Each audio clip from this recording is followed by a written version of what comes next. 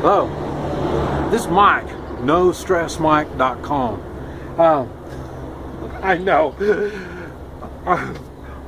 I know a lot of the YouTube viewers think that I might do a lot of overkill on a lot, pardon the pun, but on my tactics and the way I think. And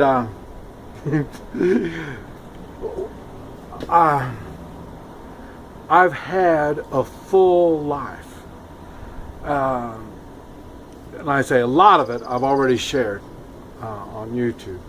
And I'm sure if when people don't understand a lot of this, like I say, they think I'm a little wild. But and I've mentioned this before, I've read the back of the book, so I know what's coming up, and that's what experience does. Experience helps you see where we're going with all this. And I know a lot of people think I ask for this stuff. I don't ask for it. I do put myself in situations where things could happen, but I learn by doing things. That's why I admire people that are readers. I'm not a reader. But I admire people that can read, because when you read, you can experience stuff without getting yourself hurt. And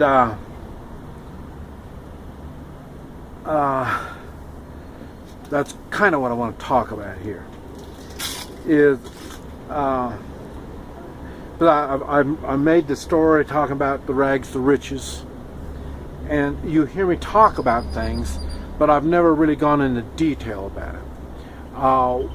One of those things is I mentioned that I was held in Cuba, and I knew what was going to happen when they got me in Cuba. I'm going to go on and tell you the whole story, but I knew what was going to happen in Cuba because I had the same thing happen to me in Guatemala years earlier. So I knew what was going to happen. So I've prepared for this stuff. And that's what a lot of my videos are talking about. I am telling you this stuff, so then now you know the end of the story, and now you can figure out what you can do to prepare. Okay. First I'm going to start with the Guatemala. And I mentioned that they've held me in the Guatemala airport. And I had my daughter with me. She was maybe 4 or 5 years old, something like that. And I don't know why, and I say I don't speak the language. They took me and my daughter. At that time, this was back in the 70s. Airports weren't as secure as what they are now. And so it was a large open area, and they had desks in one side, and that's where the security people and the airport people would be at. And people were standing around with submachine guns of some type, and that was their security. And they held us for 2 hours. And I don't know why. I don't know what it was. Now I'm older and wiser. I know. What I should have done is offered him some money, and then I would have went on my way. That was what the whole thing was all about, because I didn't do nothing wrong. That's what I talk about, is being morally correct, not doing bad. When you're doing the right thing, you don't have to worry about stuff like that. So like I say, I was doing the right thing. I didn't do nothing. So I knew, now I know I should have just offered him some money and then went on. I don't like doing that because I don't know how much money to offer. That's why I talk about the copper coin, and I talk about gifts and stuff like this. This is what I do it for, because I don't always know how much money you're supposed to give them. And I've mentioned, when you come to strange places you're not familiar with, you ask what is the appropriate amount that you're supposed to bribe with. And the ones that are in the know will tell you. The ones that don't know are the ones that get victimized all the time. So you need to know how much to bribe, so then you won't be one of the ones that are being victimized. Okay. And I held 2 hours. I didn't do nothing. All I did was prepare to do what I had to do to get out of the situation. I'm not going to go into that kind of detail. And I explained it to my daughter, what was going to happen and stuff like that. I knew she was going to be terrified, but she had to know what was going on. But I didn't have to do nothing. And they just let us go. Okay. So I know at that time, when I figured out airports aren't a good thing. I went to Cuba in 2000. And it was a travel companion. Somebody hired me to go with them.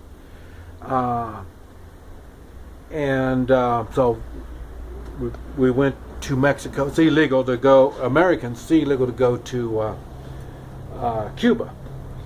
So what you do is you go to other airports outside the United States, and that'll get you to Cuba. I met this gentleman. I didn't know him from nobody. From the first time I met him was at the Mexico City airport. And we took a French airline to Cuba from Mexico City. And that was interesting. It wasn't a big airline like normal people would travel. And so it was kind of interesting. And we got to Cuba. And after we got to Cuba, you get in line, and everybody goes in, gets your papers stamped. And him and I when we got up there, when it was our turn to get up there, they told us to go to the back of the line. So I don't understand. The guy I was with does speak Spanish.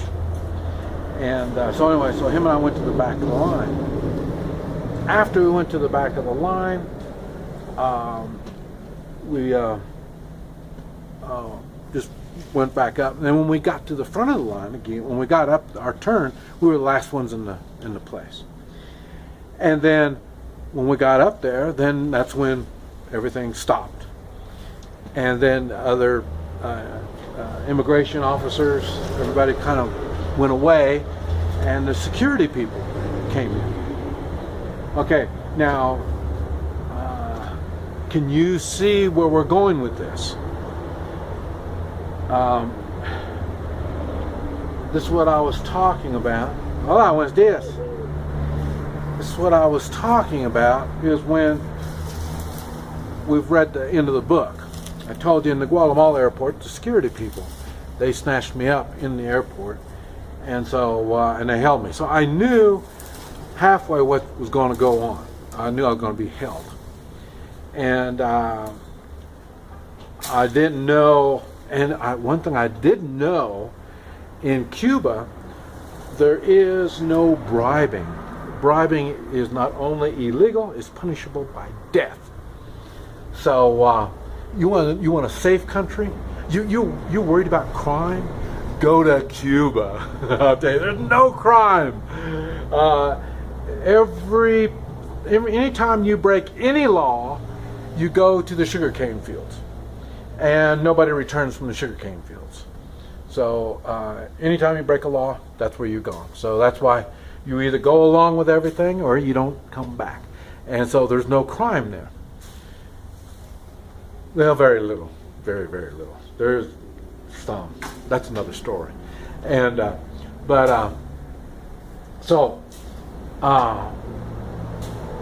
security people came, and then they took me and put me in one room, and they took my companion and put him in another room. And it was just like you see on TV, a little dinky room with a light bulb on the cord hanging down, and one chair. And that's the chair I sat in underneath the light. And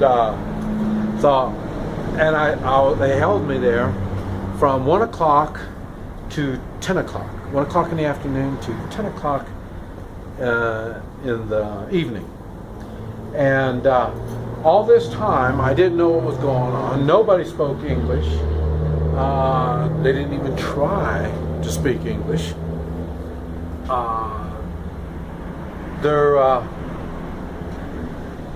They kept asking about money, how much money I had. They kept wanting to know where I was going, who I was going to see. And I kept telling them, I don't know anybody. This is my first time in Cuba. And, it just, I don't really know exactly what was going on.